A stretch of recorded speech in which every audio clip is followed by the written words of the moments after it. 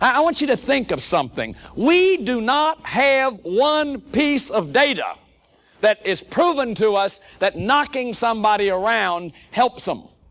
I want you to think about something. Suppose I'm your best friend and we're walking along one day and all of a sudden I slug you. Or grab you by the shoulder and pull you across the room.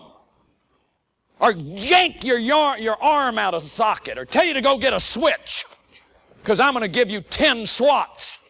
See, we think that those little people, that doesn't matter to them. Children don't know anything. They come into the world and they say, who am I and how do you do it? They need to look to a mom and a daddy who are modeling, here's how you do it. And a lot of you who are come from dysfunctional families, codependency is cognitive deficits. It's just a bunch of stuff you don't know how to do because nobody ever taught you how to do it.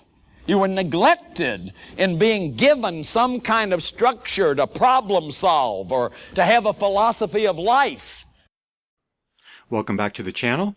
I'm glad to see that you're still returning and you've made it through the massive introductory video that we just uploaded.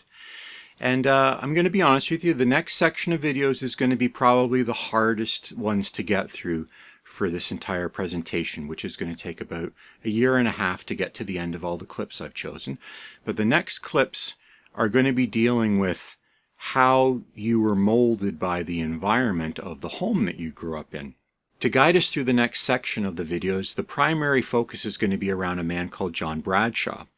And his series on homecoming was so profoundly life-changing for me personally to help me deal with all of the struggles that I went through to get to who I am today, that I wanted to share it with you because he is so aware of the negative consequences of resistance applied incorrectly. And he has many wonderful observations of the person that you end up becoming because of the house you grew up in. So let's watch the first clip. My mistakes have been my teachers in life. And if you live life in a context where you can never make a mistake, what a terrible way to live. See, that's a life without any grace. What you love is what you give time to. Think about it. What we love is what we give time to. If you want to make a little survey of your love, look at what you give time to. And so when children get no time from parents, and that's what they need from parents, children need time, attention, and direction. When children get no time, then they get it that they're not loved. They're worth less than the parents' time. See, the cover-ups for shame are perfectionism, criticism, blame, righteousness, rage, power. That's the way we act shameless. And when I'm raging and righteous and powerful and criticizing, you have to carry the shame. And preachers do it, and politicians do it, and parents do it, and that's how we're shaming people. And when we shame them, we're killing their souls. I know what you think. We know what you think. You know, poor little kid's going crazy. You don't really feel bad. I know you don't really dislike your brother. I know you're not really angry at your father. I know you don't feel that way. What are you mad about? There's nothing to be mad about. What are you sad about? There's nothing to be sad about. What are you afraid of? There's nothing to be afraid of. Don't laugh like that. It's not ladylike. You don't really feel sad. Pretty soon that little inner child in you just begins to shrivel. And you become an act and a performance. And see, what a tragedy to go to our deaths and never know who you are because you get addicted to those roles. Allow mistakes to happen. Try to make a family a place that isn't so rigid, where there's flexibility and people can change. That's what'll stop the shaming. The only way out is through. The only way out. In order to heal the pain, you have to embrace the pain. That's the great paradox. Although it's something all the religious masters have said. Buddha's first noble truth was that life is suffering. Jesus said there's no resurrection without crucifixion. The Israelites were in bondage in Egypt before they went to the promised land. See, I don't know why the world's that way. I'd have saved the world with tennis and golf and nice meals myself. But doesn't seem to be that way. It seems to be that you've got to be willing to come out of hiding. This is sickness. It's causing broken, schizophrenic, addict people. And we've got to stop it. For those of you not familiar with John Bradshaw, he's the gentleman who basically studied how all of the different resistances you encountered in your childhood and how you interacted with them developed into the personality that you have, and particularly the addictions that people suffer from as adults. These are by far going to be the most difficult videos to watch in this series because they're going to force you to look into your past and start to come to terms with all of the different obstacles that turned you into who you are today. Because the last intention this video series has is to have a repeat of the old spare the rod, spoil the child fiasco that we've come through for the last few thousand years.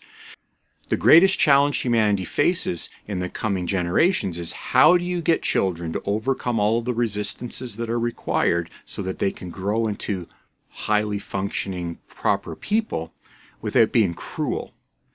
By now you should have a pretty good understanding of our model of Ohm's wheels of life, and over the course of the next few videos we're going to show how each of the different phases contribute to the creation of your personality, depending on how you dealt with the resistance that you encountered based on the house that you grew up in. It's very important to remember that we're not here to assign blame to anyone.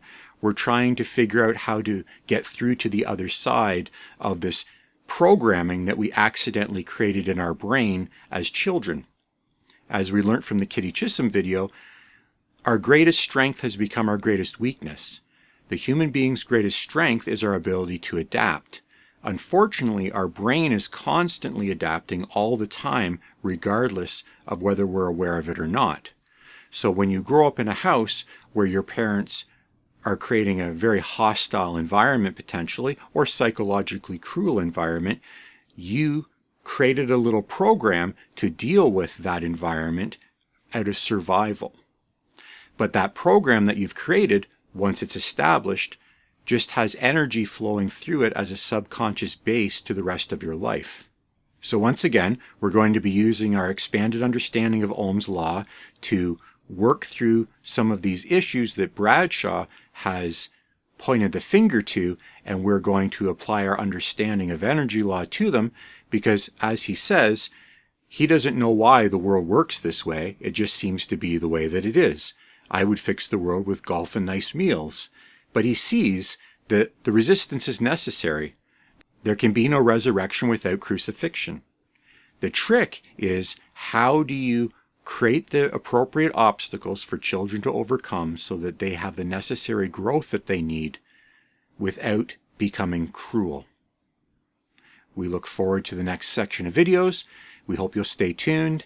We'll see you next week. We're going to take a pretty deep dive into this one, and I guarantee you it is going to be a pretty uncomfortable watch, because as the person who's put together the clips that we're going to be analyzing, there is nothing easy about what you are about to witness in the coming episodes. But on the other side of it, you will at least have a greater framework of how you inadvertently became who you are so that you can consciously start developing the you that you want to be. As always, the graphics you've seen in this video are called Ohm's Wheels of Life. If you'd be interested in learning more about how energy law is affecting every aspect of your experience, be sure to visit Seniorthinktank.ca, and we look forward to the big deep dive we start next week, because we are going deep this time. We look forward to seeing you then.